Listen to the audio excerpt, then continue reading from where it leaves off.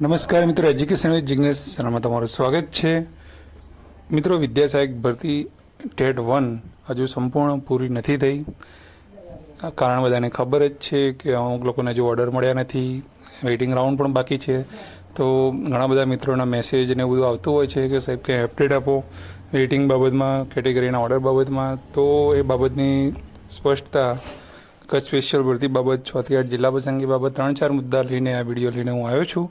અને પહેલાં એક ખાસ વસ્તુ જણાવી દઉં કે જે પણ મિત્રોને સામાન્ય ભરતીમાં એવું લાગતું હોય કે નંબર આવે એમ નથી, અને કચ્છ ભરતી સ્પેશિયલ માટે આપણે એક વોટ્સએપ ગ્રુપ બનાવેલું છે.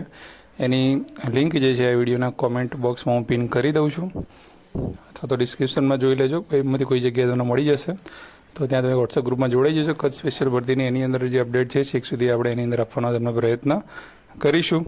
તો સૌપ્રથમ વાત કરીએ વેઇટિંગ રાઉન્ડની વાત છે. વેઇટિંગ ક્યારે આવશે એવો બધાને સવાલ છે, અને અમુક લોકો મેસેજ અને કોલ દ્વારા પૂછતા હોય છે. તો વેઇટિંગ એટલે કે પ્રતીક્ષા યાદી જે છે એ અંગેનો એક સ્પેશિયલ વિડીયો આપણી ચેનલ ઉપર છે કે પ્રતીક્ષા યાદી આવવાના નિયમો શું શું છે, કયા સંજોગોમાં એ આવે છે અને કેટલા સમયમાં આવે છે, બધા નિયમો સાથેનો એક વિડીયો મેં બનાવેલો છે. અને એ તમે જોઈ શકો છો. છતાં પણ તમને હું કહી દઉં છું કે વેઇટિંગ જે છે એ જ્યારે પણ સ્થળ પસંદગી પૂરી થઈ જાય, સ્થળ પસંદગી પૂરી થયા બાદ જે શાળામાં હાજર થવાનો જે સમય આપેલો હોય છે એ સમય નીકળી જાય છે. સમય નીકળી ગયા બાદ જે પણ જિલ્લા પ્રાથમિક શિક્ષણાધિકારી હોય જે તે જિલ્લાના, એ માહિતી મંગાવે છે શાળાઓમાંથી કે કેટલા શિક્ષકો જે છે એ હાજર થયા છે અને કેટલા ગેરહાજર રહ્યા છે, એનો એક રિપોર્ટ તૈયાર થાય છે. આ રિપોર્ટ તૈયાર થયા બાદ બધા જિલ્લાઓમાંથી રિપોર્ટ જે છે એ વિદ્યા સહાયક ભરતી બોર્ડમાં જે છે એ જતો હોય છે. જે પણ આપણી સમિતિ જે છે એ ત્યાં જતો હોય છે. ત્યાં જઈને પછી એ લોકો વિશ્લેષણ કરે છે કે કેટલા કેટેગરીમાં કેટલા લોકો ગેરહાજર રહ્યા, શું છે. તો આ બધી પ્રોસેસ પૂરી થયા બાદ એમને લાગે છે કે આટલા ઉમેદવારો છે એ એબસેન્ટ રહ્યા છે, તો પછી એમાં પ્રતીક્ષા યાદીનો તબક્કો બહાર પાડે છે, ત્યારે આવતી હોય છે. હવે આપણે 1 થી 5ના સંદર્ભમાં થોડી વાત કરીએ તો તમે જુઓ કે ભાઈ જે લોકો ઓપન જનરલમાંથી બિલોંગ કરતા હતા, જેને જનરલમાં લીધું હતું, એ લોકો તો બધા શાળામાં હાજર થઈ ગયા છે અને એમને 18 થી 24 સુધીનો સમય આપેલો હતો. એટલે કે હવે એ લોકોનું તો ખબર પડી જ જાય કે ભાઈ 24 સુધીમાં જો એબસેન્ટ રહી જાય છે તો એ લોકોનું નામ આવી જશે, મતલબ કે એમનો જે છે આંકડાકીય માહિતી બધી આવી જશે. પણ હવે કેટેગરીવાળા જે લોકો જે છે, કેટેગરીવાળાને હજુ શાળામાં હાજર નથી કર્યા, અને પરિપત્રમાં સ્પષ્ટ ઉલ્લેખ છે કે જ્યારે પણ જાતિ ખરાઈ થઈને આવે એના પછીના 7 દિવસની અંદર હાજર થવા માટે કહેવું. તો હવે દાખલા તરીકે જ્યારે પણ જાતિ દાખલા તરીકે 7 થી 9 દિવસની અંદર ખરાઈ થાય તો 24-25 તારીખ સુધીમાં કદાચ જો જાતિ વેરિફિકેશન થઈ જાય તો એના પછીનું એક અઠવાડિયું પાછું એમને આપવામાં આવે. તો 1 ઓગસ્ટ સુધીમાં એ લોકો કદાચ હાજર થાય જે કેટેગરીવાળા છે એ, તો એના પછીના એક અઠવાડિયાની અંદર વેઇટિંગ આવવાની શક્યતાઓ રહેલી હોય છે. તો એ રીતનું હોય છે. તો આ ઉપરથી લોજિકલ આખી વસ્તુ છે કે વેઇટિંગ કેવી રીતે આવે. એમને જેમ તેમ આપણે કહી દઈએ કે વેઇટિંગ આવી જાય, વેઇટિંગ આવી જાય, ના આવે. કેમ કે જનરલવાળા જે છે એમનું પણ એ લોકો જોતા હોય છે, પ્લસ જે કેટેગરીવાળા એમાંથી પાછા કેટલા લોકો હાજર નહીં થાય એ બધું મેળવીને કેટલા આંકડા થાય છે એ પ્રમાણે પ્રતીક્ષા યાદી આવશે. બરાબર છે. એટલે એ આસપાસ 10 ઓગસ્ટ સુધીમાં, બરાબર, 5 થી 10 ઓગસ્ટની વચ્ચેમાં વેઇટિંગ રાઉન્ડ આવે એવી હાલ શક્યતાઓ છે, જો કેટેગરીવાળાનું જે છે વેરિફિકેશન જલ્દી પૂરું થઈ જાય. તો આની અંદર તમને 2 સવાલના જવાબ મળી ગયા હશે.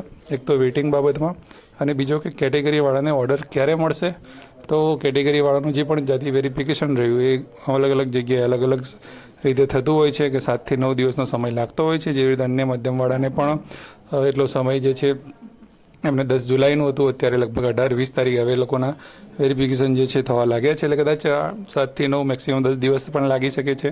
તમે જ્યાં પણ તમારું વેરિફિકેશન ગયું હોય, પહોંચ્યું હોય, ત્યાં તમારે અપડેટ લેવી પડશે. તમે અમુક લોકો મને કહેતા હોય છે કે સાહેબ ક્યારે આવશે, શું છે. તો એ બી વેરિફિકેશન ક્યાં કેવી રીતે થાય છે એ મને જાણકારી નથી હોતી.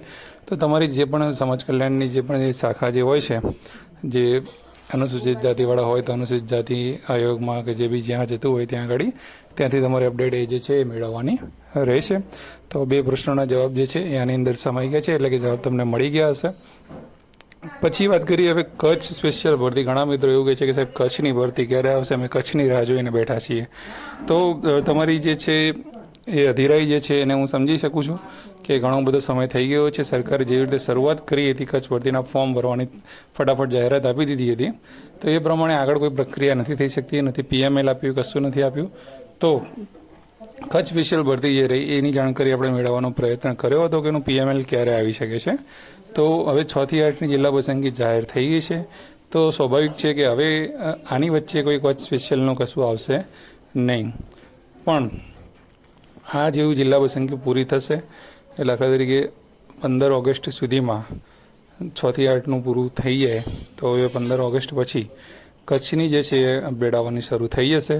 અને કચ્છનું તો PML આપ્યા બાદ જે FML અને જે બી છે એ એમાં જિલ્લા પસંદગીનો જે સમય જે છે બગડવાનો નથી.